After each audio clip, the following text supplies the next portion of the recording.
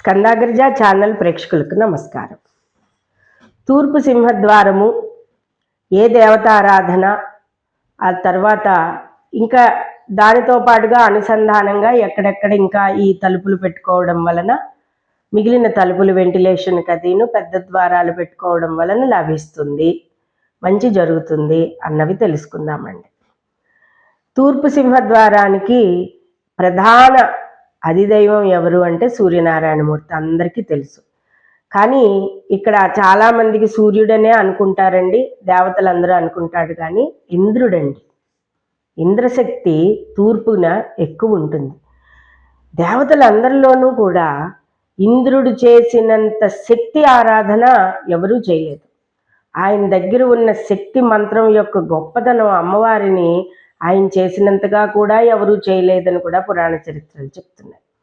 అయితే ఈ తూర్పు భాగాన అలా సూర్యనారాయణమూర్తి కిరణాలు అలా సింహద్వారం పైన పడుతూ ఉంటాయి. మీరు సూర్యుడు ఉదయించేటప్పుడు కిరణాలే ఆలోచిస్తారు, కానీ తూర్పు సింహద్వారం వాళ్ళు ఆ సింహద్వారం పెట్టేటప్పుడు అస్తమించే కిరణాలు కూడా పడకుండా జాగ్రత్త తీసుకుని చక్కగా పెట్టుకోవడం అనేది చాలా మంచిది. అది ఆలోచించరండి చాలామంది.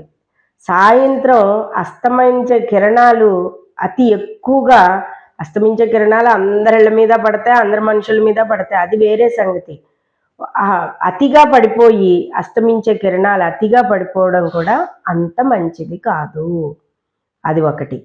ఇక తూర్పు సింహద్వారానికి ఈ మధ్యకాలంలో చూస్తున్నాను, పూర్తిగా ఈశాన్యానికి వెళ్ళిపోయి ఆ ఈశాన్య స్థానాన్ని తొక్కుకుంటూ మనం గడపలు దాటుకుంటూ మనం ముందుకు వెళ్ళిపోతాం. విదిక్కుకి విదిక్కులో పెట్టుకోవాలి. నేను మొదటి నుంచి 12 ఏళ్ళుగా నేను అందరికీ చెప్తున్నప్పుడు టీవీల్లో నేను ఇదే చెప్తున్నానండి. దిక్కుకి విదిక్కుగా అంటే ఆగ్నేయం, ఈశాన్యం, మధ్యస్థానం శుక్రుడు, సంపదకారకుడు, మనశ్శాంతికారకుడు, ఇంకా రాజ్యభోగాలన్నీ ఇచ్చేవాడు, భోగప్రదాయకుడు అయినటువంటి శుక్రుడు. ఈ మధ్యస్థానంలో పెట్టుకుంటే కనుక చాలా విశేషమైన సుఫలితాలను పొందుతారు. ఇక ప్రధాన దైవం ఏమిటంటే శివారాధన అండి. అఖండ శివారాధన.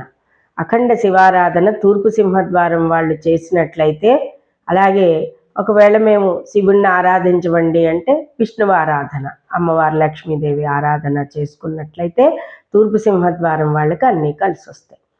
మరి తూర్పు సింహద్వారం వాళ్ళు ఇంకొక 2 తలుపులు మనం డోర్లు కింద పెట్టుకోవాలి. ఎటు పెట్టుకోవాలి? ఎటువైపు కంపల్సరీగా మనం దక్షిణ పడమరలో ప్రయారిటీ రెండింటిలో ఒక్కదానికే ఇచ్చి ఉత్తరానికి మాత్రం ఫస్ట్ ప్రయారిటీ ఇవ్వాలండి. సెకండ్ ప్రయారిటీ దక్షిణం కానీ పడమర కానీ ఒకదానికి ఇవ్వాలి. కానీ తూర్పు సింహద్వారం తర్వాత ఫస్ట్ ప్రయారిటీ దేవతా స్థానం అయినటువంటి కుబేర స్థానం అయినటువంటి ఉత్తరానికే మీరు ఇక్కడ ప్రయారిటీ ఇవ్వాలి. ఇక దీనికి ఆగ్నేయంలో వంట చేసుకోవచ్చు, వాయవ్యంలో చేసుకోవచ్చు, నైరుతిలో కూడా చేసుకోవచ్చు. మేము రాజమండ్రిలో ఉన్న ఇంటికి మాకు నైరుతి వాయవ్యంలోనే వంటగదులు వెనక భాగంలో ఉండేవి. ఇప్పుడు అలా కాదు. 100% వాస్తు అంటే ఏంటంటే ఈశాన్యంలోనేమో సింహద్వారం ఉండడం, ఎక్కడ ఆగ్నేయం ఉంటే అక్కడ ఇరుక్కుపోయి వంట చేసుకోవడం. అంతేగాని దాని మీద ఎందుకు మనకి ఇంత పర్టికులర్గా ఈ సింహద్వారానికి ఇటువైపు వండుకోమన్నారు అంటే, అటువైపుకి ఎండవేళ చక్కటి సూర్యకిరణాలు వస్తాయి. మధ్యాహ్నం 12 గంటలకి వచ్చినప్పుడు ఏమవుతుంది, విషపూరితమైన క్రిమి కీటకాలన్నింటినీ చంపేసే శక్తి గల కిరణాలన్నీ కూడా మనకు ఆ సమయంలో పడినప్పుడు మనం వంటగదిని పరిశుభ్రంగా ఉంచుకోవాలి. ఆహారాన్ని తయారు చేసుకునే స్థలం కాబట్టి అందుకని అక్కడికి ప్రయారిటీ ఇవ్వడం కోసం ఈ ఫేసింగులలో మనం ఎక్కడెక్కడ వంటగది పెట్టుకోవచ్చు అన్నది అక్కడ నిర్ణయించబడింది.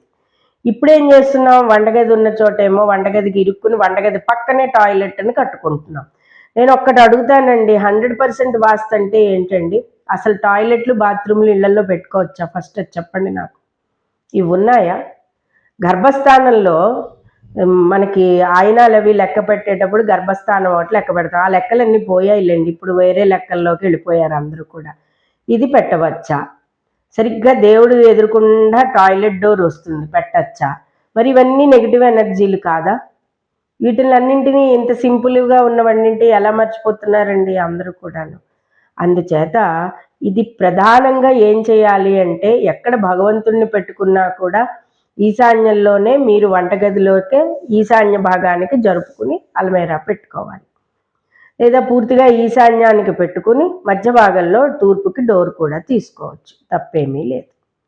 జత ఎక్కడ 12 గంటలకి చక్కటి కఠినమైన ఎండవేళ ఆ కిరణాలు పడతాయో, ఆ కిరణాల వల్ల చక్కటి క్రిమికీటకాలన్నీ పోయి మంచి వెలుతురు, మంచి ఆరోగ్యకరమైన వాతావరణం మనకి లభిస్తుంది.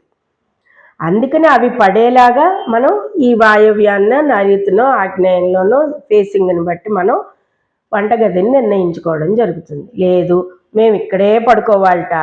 నైరుతి ఎందుకు పెట్టారు అంటే అది రాక్షస గ్రహం, శృంగారపరమైన జీవితం అంతా కూడా రాక్షసత్వాన్ని పోలి ఉంటుంది. కాబట్టి ఆ నైరుతిలో మాస్టర్ బెడ్రూమ్ అనే ఓ పేరు పెట్టి దిక్మాలిన పేరు అక్కడ పెట్టారు.